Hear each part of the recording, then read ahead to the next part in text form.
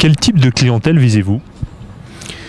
Une clientèle, nous aurons, je l'espère, une clientèle asiatique et nord-américaine. Pourquoi? Parce que nous bénéficions d'une bonne réputation sur ces deux marchés, parce que c'est là où nous avons les hôtels. Donc légitimement, naturellement, nous devrions avoir une clientèle qui vienne de ces deux segments. Mais également, il ne faut surtout pas se restreindre à cette clientèle-là. Également une clientèle européenne, je l'espère, qui nous connaît parce qu'ils ont voyagé en Asie ou aux États-Unis.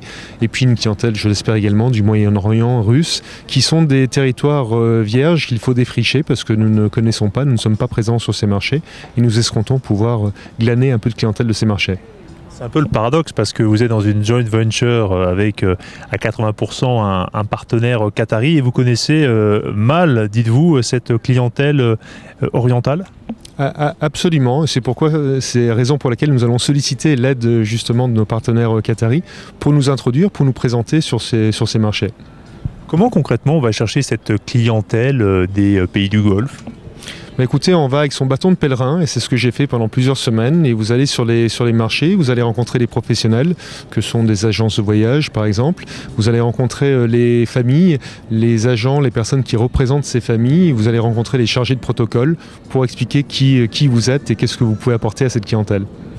Le paysage concurrentiel est extrêmement fort à Paris dans l'hôtellerie de luxe. C'est pas compliqué de tirer son épingle du jeu sur fond de crise où les clients font de plus en plus attention à leur budget malgré tout?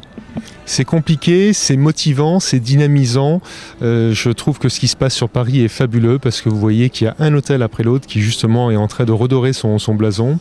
Je pense que notre capitale, d'ici 3 à 5 ans, va avoir une offre absolument unique sur le marché européen. Et les clients qui viennent en Europe auront l'embarras du choix et l'envie de venir sur Paris.